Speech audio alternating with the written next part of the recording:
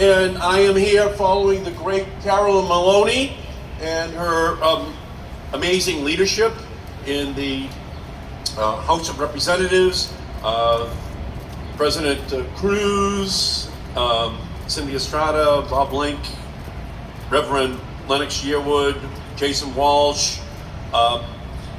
We thank everyone who is being a part of this movement. We are a revolution, and we are going to demand these changes that the Postal Service must lead on. There is no option. We need to ensure that USPS stands for utilizing solar power for service. That is what we should be talking about, moving this revolution and using the federal government to be at the cutting edge of what needs to be done. There are too many errors in the USPS environmental assessment. We need a new assessment now, and at this very moment, as we call on the United States Postal Service to electrify their postal fleet, Russian President Vladimir Putin is continuing to wage a cruel and unjust war of choice on the Ukrainian people, financed by a global addiction to fossil fuels. But we can empty Putin's piggy bank and thwart the long-term security threat to Ukraine and Europe by using the power of our federal government to not only apply sanctions, but destroy Putin's dirty energy business model once and for all. And at the same time, we could save money, protect public health, and build towards a safe climate for everyone. Our Postal Service could play an important role by reversing Postmaster General Louis DeJoy's short-sighted decision to buy postal trucks powered by dirty energy and instead electrify all 160,000 postal trucks. That must be our goal. And if we can't get an electrified next generation fleet of postal trucks, we are going to need the next generation of Postal Service leadership delivered express to the American people. The Postal Service Board of Governors and the Biden administration can't let this bad for business, bad for climate, bad for health, bad for labor decision stand. If DeJoy won't get rid of this decision, the USPS should get rid of Louis DeJoy. A new fleet of electric postal trucks built by union workers would receive a stamp of approval from the American people, as it would lower cost, reduce pollution, and provide public health benefits. Louis DeJoy wants to claim he doesn't have the money to go electric, but that false statement should be marked return to sender.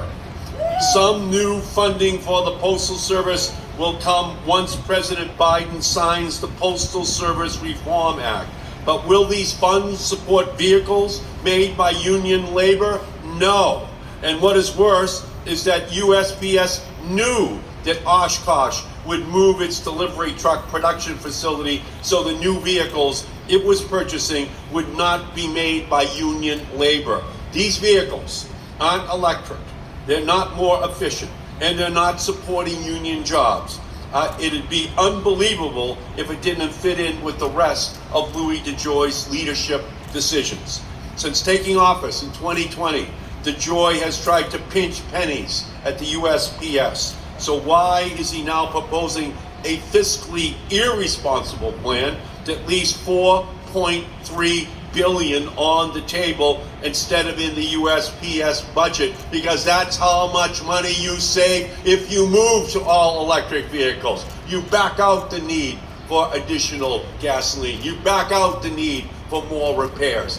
He is absolutely acting fiscally irresponsibly. So it's simple. Electric postal trucks are cheaper, they're cleaner.